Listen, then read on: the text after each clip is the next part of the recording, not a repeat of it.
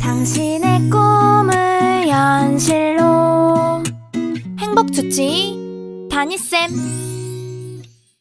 안녕하세요, 다니쌤입니다. 제가 오늘 말씀드릴 주제는요, 꼬마 빌딩으로 3억 벌려다 3억 손해본 사연입니다. 네, 시청자 여러분, 이 건물이요, 태어날 때부터, 즉 신축할 때부터 건물의 용도가 정해져 있다는 거 아십니까? 또 용도대로 사용하지 않으면 이게 불법이 되는 겁니다. 그런데 필요에 따라서 이 건물의 용도를 바꿀 수가 있어요. 근데 이제 이 용도 변경이라고 하는데, 이걸 잘 활용하면 돈이 되지만 이걸 잘 모르고 활용했다가는 큰 손해를 볼 수가 있습니다. 자, 오늘은요, 여러분들이 많이 관심 갖는 그런 조그만 꼬마 빌딩 살 때 우리가 주의해야 될 것들이 굉장히 많이 있는데, 오늘 사례자를 통해서 꼭 알아야 될 것, 체크해야 될 것들이 무엇인지에 대해서 알아보겠습니다. 네, 저번 주에 경기도 고양시에 사시는 50대 부부가 상담을 오셨습니다. 남편분은 현재 이제 중견기업 직장인이신데, 작년부터 몸이 굉장히 이제 안 좋아지셔서 직장을 이제 그만둘 계획을 갖고 계셨습니다. 그런데 이제 직장을 그만두게 되면 생활비가 필요하잖아요. 그래서 이제 집을 좀 줄이고 갖고 있는 현금을 모아서 이제 작년에 월세가 나오는 조그만 이제 꼬마 빌딩이라고 하죠. 그걸 이제 알아보고 다녀셨고, 그래서 결국 올 1월에 계약을 하셨어요. 5층짜리 건물을. 그래서 이제 이 부부가 이제 앞으로 여기서 이제 월세 받으면서 여행도 다니고 취미 생활도 하고 그렇게 정말 행복한 계획을 잡고 계셨는데, 문제가 생겼습니다. 이 문제 때문에 부부의 계획들이 다 틀어졌고, 남편도 몸이 아프셔서 원래는 올 하반기쯤에 퇴직을 하고 이제 쉬려고 했는데, 앞으로도 직장을 한 3, 4년은 더 다녀야 될 이제 상황이 됐는데요. 참 안타깝습니다. 자, 이게 이제 어떤 상황인지 여러분께 말씀을 드릴게요. 여러분도 앞으로 이런 계획이 있다고 하시면 오늘 내용 보시면서 조심하시기 바랍니다. 네, 지금 보시는 이 건물이 이 부부께서 올 1월 달에 구입한 건물입니다. 5층 건물고요. 건축 연도는 이제 2001년도고 대지는 약 59평이 돼요. 보시는 것처럼 1층은 상가고 나머지 2층부터 5층은 이제 학원으로 되어 있는데요. 이 건물의 매매 금액은 19억이었습니다. 대출이 9억이 있고 보증금이 약 1억이니까 9억 정도로 이제 매입을 하신 거예요. 그런데 여기 이제 공실이지만 요거 학원 시세대로 월세를 넣게 되면 총 월세 시세는 한 600만 원 정도. 그래서 이자 제하고도 월 한 300만 원 정도 이상의 이제 소득이 나오게 되는 거죠. 자, 그런데 여기 보면 교육 연구 시설이라고 되어 있는데요. 이걸 좀 이해할 필요가 있습니다.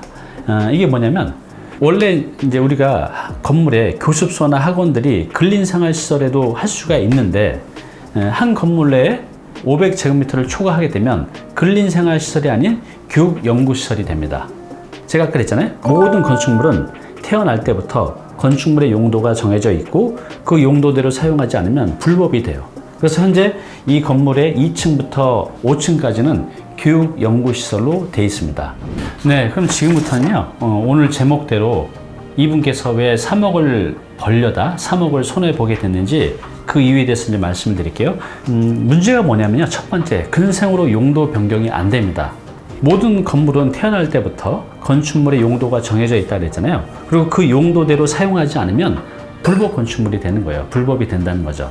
자, 그런데 원래 이분의 계획은 요 2층, 3층이 현재 이제 학원, 교육연구시설로 되어 있는데, 이것을 이제 용도 변경을 통해서 새로운 임차인을 넣으려고 했죠. 여기가 상권이 괜찮아서 학원보다 다른 근생 업종을 넣게 되면 임대료를 한 20, 30% 정도 더 받을 수가 있었어요. 그렇게 되면 임대료를 더 받게 되니까 나중에 매각을 할 때 더 비싸게 팔 수가 있었던 거죠.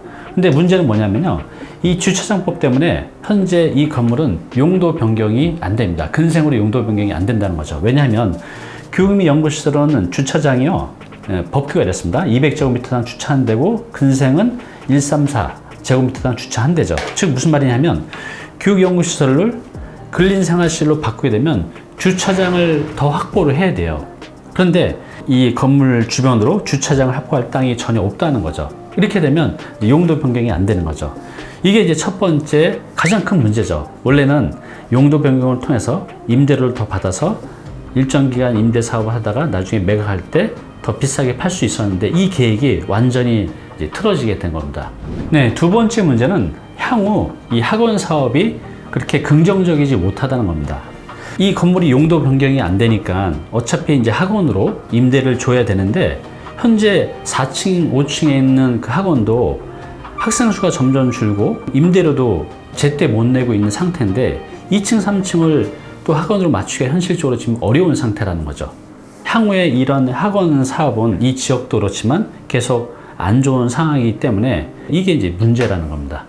영상 보시다가 도움이 되셨다면 아래 구독과 알람 버튼 눌러주세요. 네, 세 번째 문제는요. 원래 이분이 수익률을 6% 정도를 기대했어요. 왜냐하면 현재 2층, 3층 공실인 거를 근린생활시설 용도 변경해서 새로 임차인을 넣게 되면 아까 보셨던 한 630만 원이 아니라 한 700만 원 정도의 월세가 나오고 이자를 내고도 400만 원 이상의 현금 흐름을 만들 수가 있었는데 용도 변경이 안 됐잖아요. 원래 용도 변경을 통해서 새로 임차를 마치면 6% 정도를 기대했는데 지금 이제 공실 상태고 또 새로 임차를 넣는다고 해도 2%대밖에 수익률이 안 된다는 거죠. 그래서 원래는 한 400만 원 정도를 기대했으나 지금 현실은 200만 원도 채 안 되는 겁니다. 그래서 이 문제 때문에 지금 남편께서는 원래 올해 은퇴를 할 예정이었는데 지금 계속 직장을 다녀야 되는 이제 상황에 놓이게 된 겁니다. 오늘 당신께서 해야 할 일이 있습니다. 네, 오늘 사례자처럼요. 은퇴자들은 다 똑같습니다. 은퇴 후에 내가 일을 하지 않아도 일정 임대 소득이 나오는 수익형 부동산 매입해서 사는 게 꿈이고 목표이죠. 그런데 이 선택을 잘못하게 되면 이런 난처한 상황이 생길 수가 있다는 거죠. 그래서 지금 직장인분들 또 은퇴를 직면하신 분들이 이런 건물 또 이런 수익형 부동산들을 많이 찾고 계실 텐데요. 반드시 사전에 꼼꼼히 체크하고 확인을 하셔야 됩니다. 그런데 내가 체크하고 확인할 수 있는 능력이 안 되신다고 하면요. 꼭 주변의 전문가의 도움을 받으셔서 안전하게 계약을 하시기 바랍니다.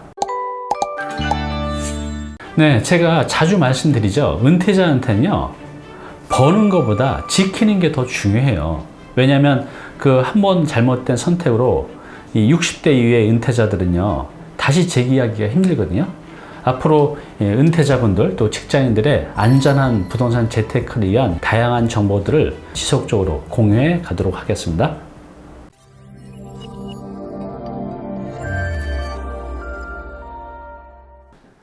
네, 오늘 정보 도움이 좀 되셨나요? 앞으로 이런 정보 계속 받아보실 분은요, 여기 구독 부탁드리고요. 그 다음에 오른쪽은 제가 추천한 영상입니다. 꼭 한번 보시기 바랍니다.